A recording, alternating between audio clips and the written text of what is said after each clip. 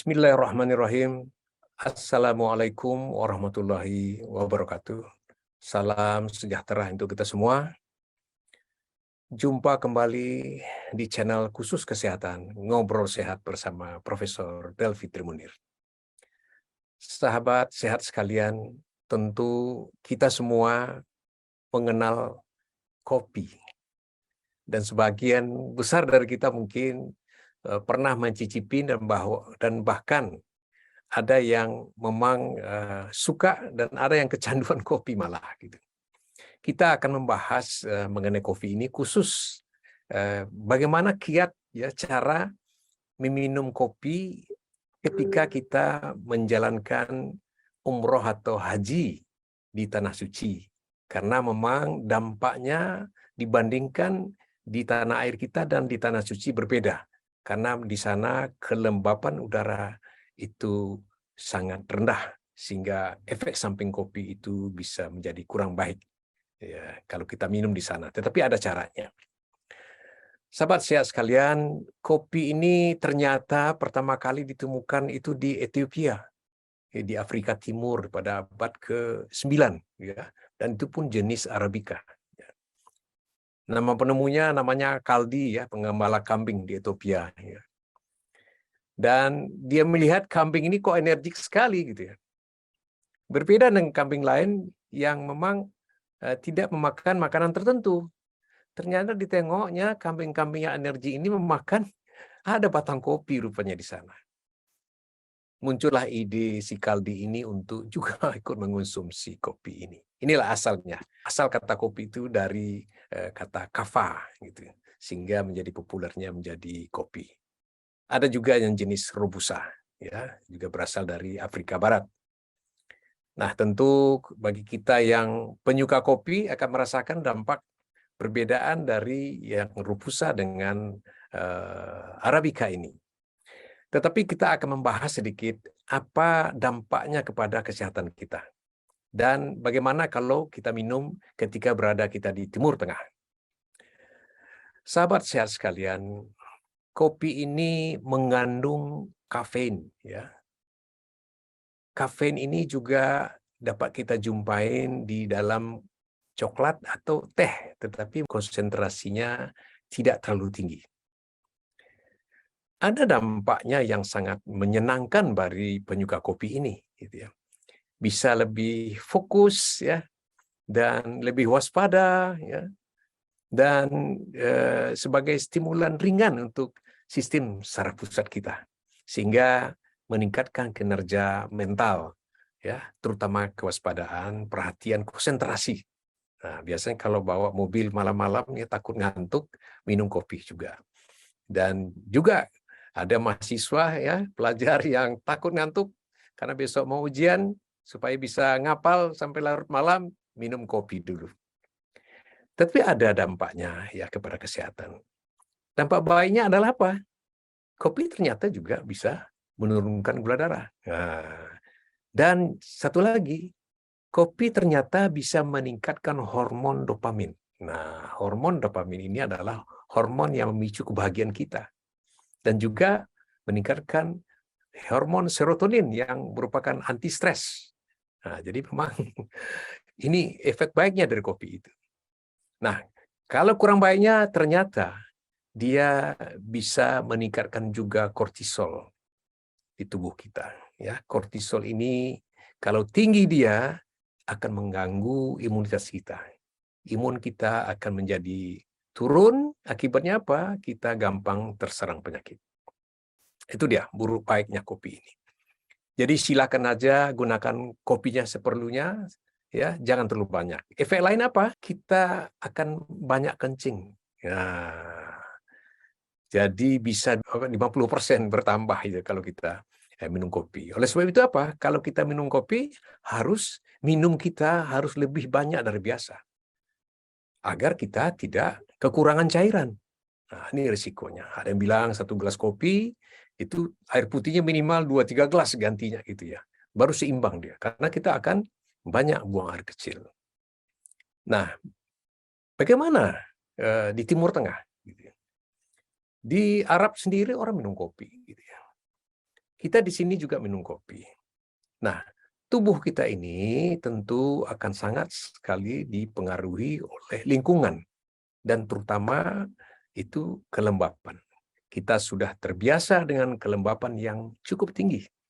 Orang di Arab sudah terbiasa dengan kelembapan yang cukup rendah, sehingga tubuhnya menyesuaikan diri.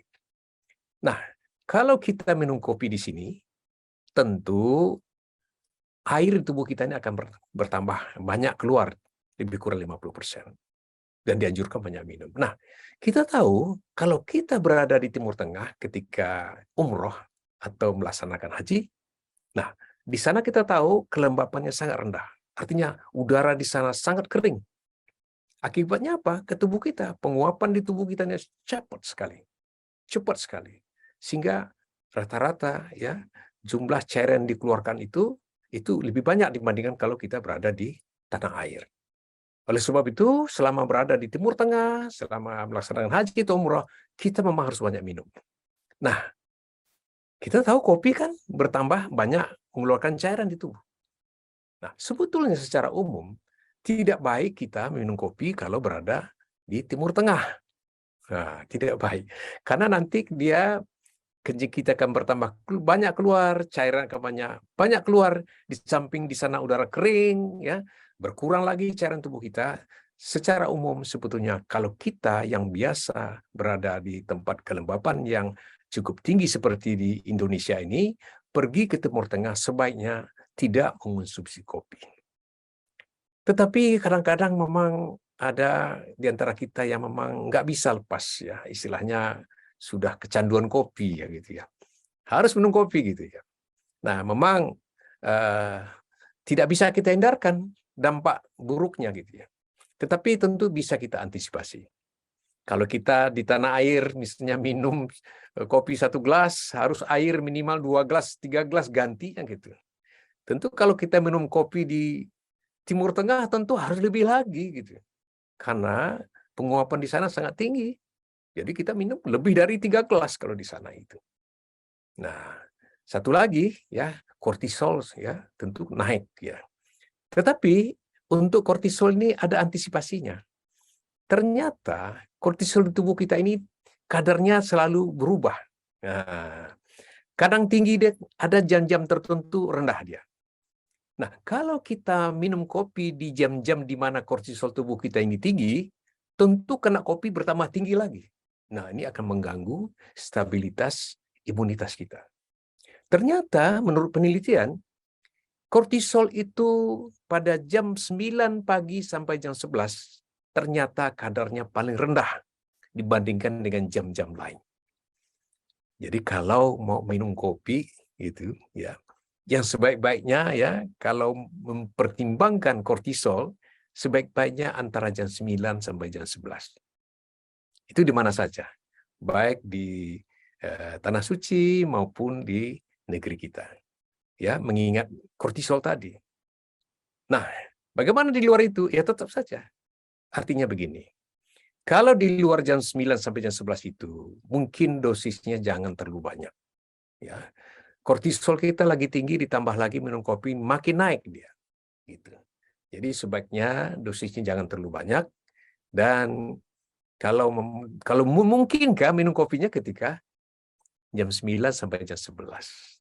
Karena tadi memang dampaknya tadi itu memang ada gitu ya. Nah, tapi kadang-kadang ini susahnya. Kadang-kadang dibutuhkan untuk anti ngantuk dipakai. Tentu malam hari di saat di sana kortisol cukup tinggi. Artinya apa? Silakan diminum tapi jangan terlalu banyak ya. Harus dibatasin gitu.